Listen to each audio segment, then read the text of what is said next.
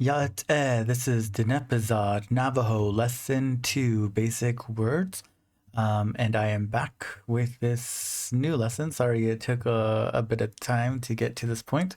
Hopefully I can get back on to making these lessons at a quicker pace in the future. If you would like to support the channel for making lessons and compiling resources for self-guided learning, a link in the description is given below. I appreciate any donations as I go through graduate school and continue to develop language guides for learners. Overall, I have always intended for my work to be accessible without cost to help especially our Navajo people who want to reconnect with our culture through language. But if anyone is willing to help, I'd be very thankful. Now, let's get started. So just to quickly review some of the words we've covered already, we have animals. So there are these words here we can go through really quick. And animals again are naltloshi. So ize, chin, chan, so, mage, shash, begashi, atsa, debe, mai, ga, bisode, chas, mose, gede, kish. And here were the other animals. So tso, nashtui tso no donzigi, bichi ya adalohi. Tidi tso, nashtui del wae, shash lagaigi, taban steen, tidi na alkaie, logi, tashka in. All right.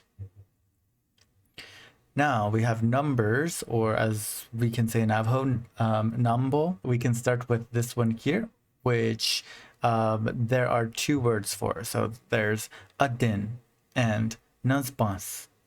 Adin is talking about quantity. So in the real world, when we're talking about not having anything or nothing, we're going to use adin. Nazbans means circle. So this is referring to the symbol. As you can see, it's a circular symbol, as we all know. And when we use this word, it's more in the context of telephone numbers. So if anyone were to talk about telephone numbers or give someone else their telephone number, they would use nazbans for those cases. So let's go through each of the numbers, starting with nazbans. Ta sa'a na ke.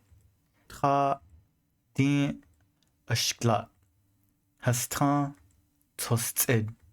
Te bi nahast nezna. All right, so really quick, I do have 2 and 10 in bold just to let you know that there are pronunciation differences out there. And it is, in my experience, that some people do pronounce it this way as na ki and nezna. So keep that in mind as you learn Navajo. All right, so we have colors here. Now we can start from top to bottom, going left to right. I tried to group these up in related groups, I guess you can call them. So basically we have dot-ij, for example, which usually just means blue. But of course you can see dot-ij in all of these words here.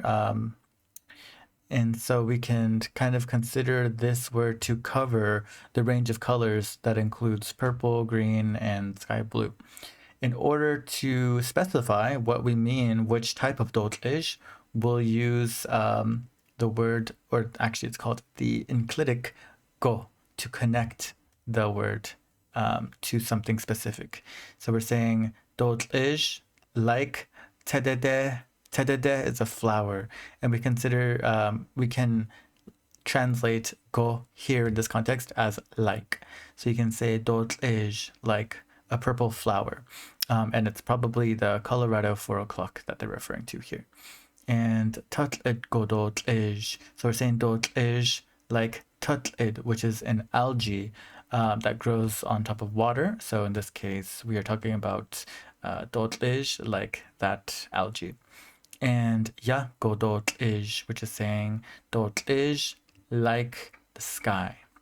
All right. So we can also look down at tlitso, which means yellow, and then tlitsho, which basically is referring to yellow, but this X pronunciation, which is pronounced as tlitsho, is that part. This is basically interpreted as a deep yellow or a dark yellow. So here we have lichi, and if you want to say dark red, some people might say lichi, which is also using that X right after the CH. So again, X is kind of seen as an intensifier in a lot of cases. So lichi is red, and I have it grouped here because we see red in these two colors as well. Din lichi, which means light red. Din is referring to light, and debesh, which is saying sheep and red. So like kind of a reddish sheep. If you can imagine a white wooled sheep in the middle of the desert after a sandstorm, there might be that red sand that gets into the wool, and the white with the red sand mixes to create this brownish color. And actually, a lot of people do use sliba, which sometimes is translated as gray. Some people use this word to refer to brown as well. So just keep that in mind. We have slijin for black, sliba for gray, sligray for white, and besh sligray for silver. All right. And we've also got ilgodotij, which means dotij, like plants. So keep that in mind as well. There's another way to say green. Now let's go through each color, going from left, going from top to bottom. We'll just go by column. All right. Dotij, yagodotij, litso, lichi, lijin, ligray. Tedede godotij, tatlid godotij, litso, dinilchi, debelchi, liba, besh, ligray. All right. And you can screenshot this as you need, so you can practice as many times as you like. All right, so di ha'at ishet, what is this? Basically, you can look at the picture and try to use what we've learned so far to make a simple phrase to describe the picture. So di ha'at ishet, for example, we can say tra got is a sagray. Tra means three, is goat, and ligray means white, right? So we can say tra got is a ligray. Dishan, di hat ishita. All right, I'll give you some time. You can pause it if you need to, and I'll give you the answer in a second. All right, one possible answer is to say asla go so litso. So remember, one is asla. So you can say asla go so litso. So is fish, and litso is the yellow. Dishan, diha tishita. All right, we got a few winged friends here. I'll give you a second. All right, hopefully you've paused it. The answer is Ashtla go titi lijin. Ashtla go titi lijin. All right. Di ha'at ishita. All right. Na kigo shash lagaigi. Na kigo shash lagaigi. Remember, the word for polar bear already has the color in it, lagai, which means white. Shush means bear. So when you say shush lagai, we're just saying white bear, polar bear. All right, we can look at some ways to interpret I, you, he, she, it. The subject pronoun, we can consider them to be these words here, shi, ni, and bi. So if you want to use the word on its own, you can use these ones here. If you're putting this in a word, in a verb, for example, or some kind of postposition, we're going to use the prefix form. So it's going to be sh, n, b. So we'll see some examples here. So sh, clean, she, holo. Now, this sentence here sounds a little unnatural, but it's only meant to show you how we can translate I. But we'll see a more natural sentence in a bit. To say I have a horse, you can say she, which is I, or she holo. The sh part is also interpreted as I, and that's a prefix form. And this one is the subject pronoun form. Ni is the horse, as we know, and holo probably refers to have. Ni she holo. this is a more natural way of saying I have a horse. So you just say "li," which is a horse. We don't even say I in this case. So you don't need to say she, but you do want to put it here. She holo. All right. So that's one way you can say I have a horse. And the literal translation for this, literal translation for this is horse for me have. That's the simplest way to put it for this phrase. So, in order to say I have a horse, you can just say "li sheholo." All right, to practice, we can have these phrases here. So these are some questions that you can ask, and we'll have some responses in a second. So, "Naltloshi ne holonsh." Do you have animals? So "naltloshi" is animals. Ne holonsh, that is you, and then holo means have. This sh is the question marker. Sometimes we don't need it, but in a lot of questions we do. So here we have dikwi ne holo. How many do you have? Dikwi means how many, and of course the rest we can figure it out. Ha'at-ish benash. In this case, you can say ha'at-al benash or ha'at-ish benash. So what colors are they? Ha'ati means what? Benash is how are they colored? And actually, before we continue, notice how you say, notice how it's interpreted as they or it. So in this case, you can use this phrase for either one. Now, the responses you can say are, oh, gide sheholo, which means, yes, I have a pet. I mean, in this case, we're talking about a cat. So yes, I have a cat. Na kigo sheholo, which means I have two, and we're referring to the cat. And slijin do sepa, which means black and gray. Okay.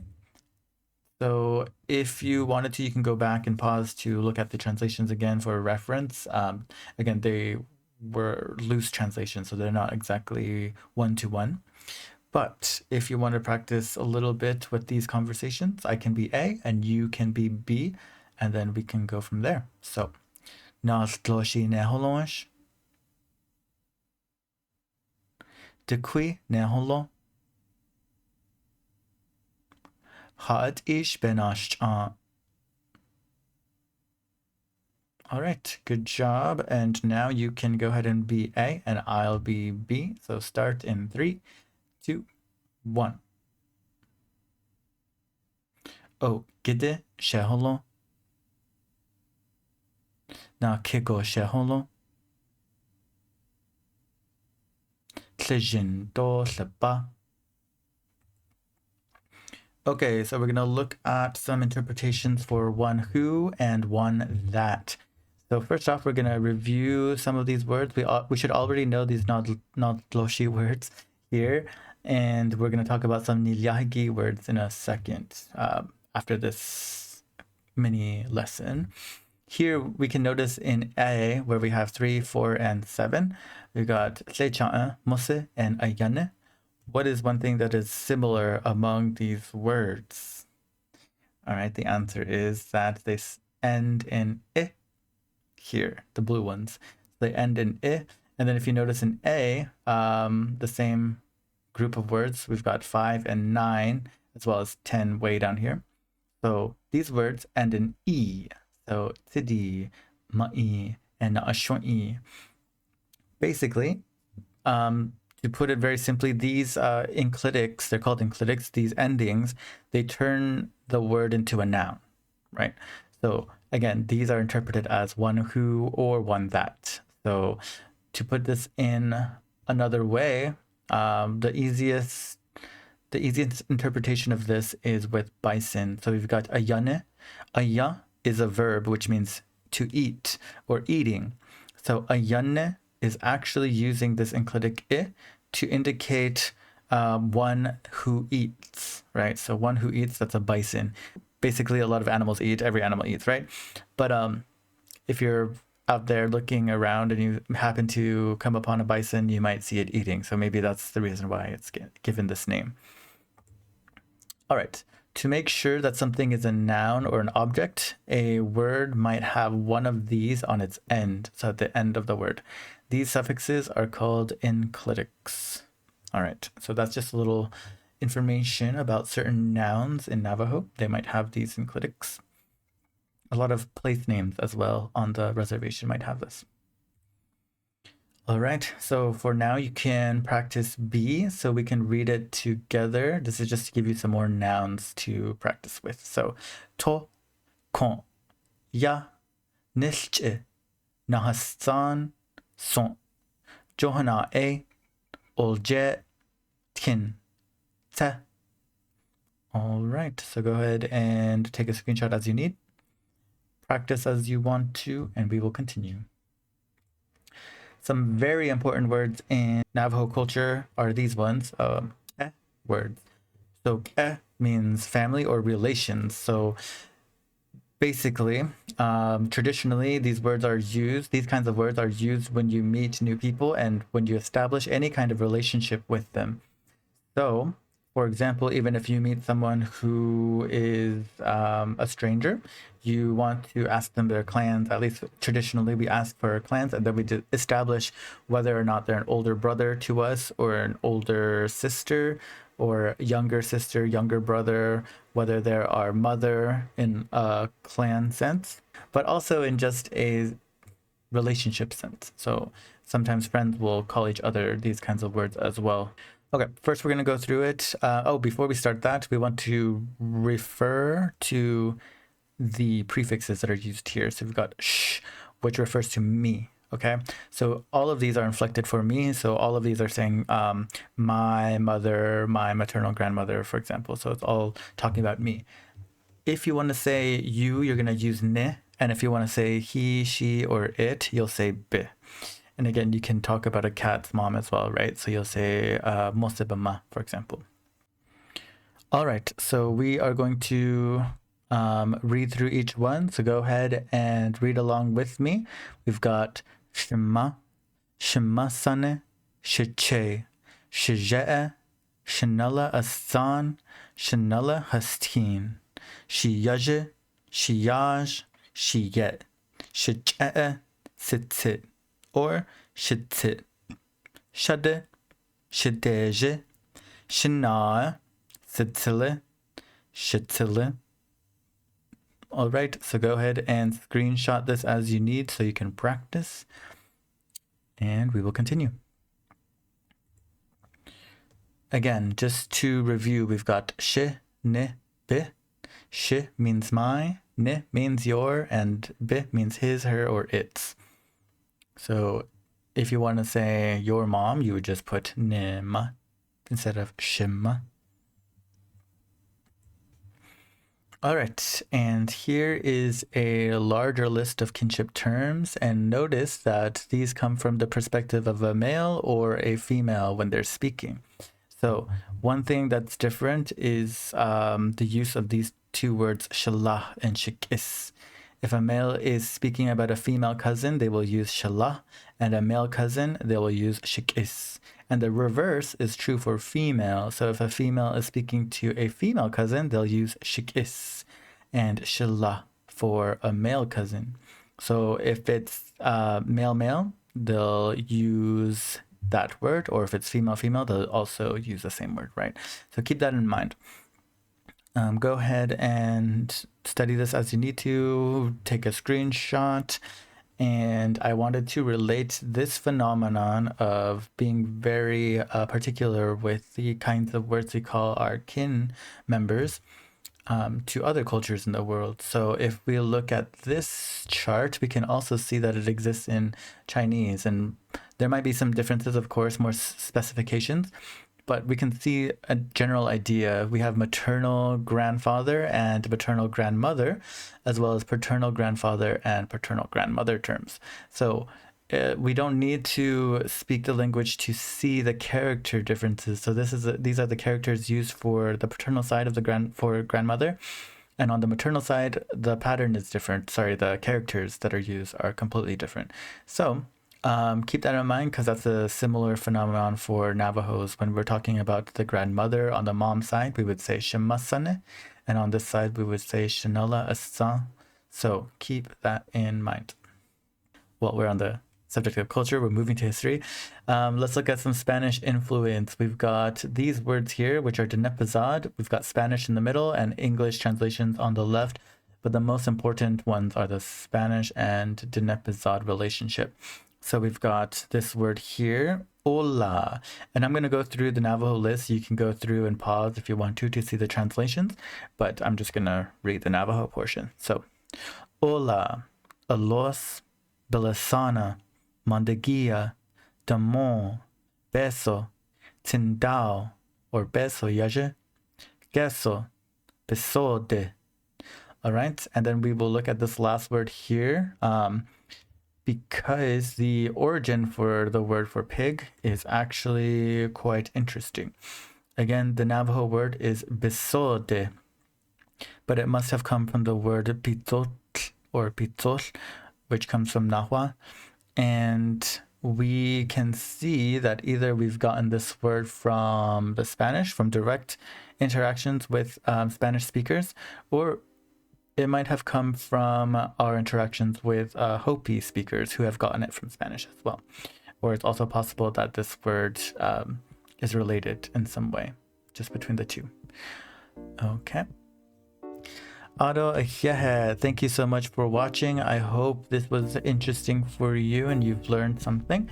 I hope to be a little bit more prompt with these lessons. And again, thank you so much. I hope to see you in the next one. Hagoshine.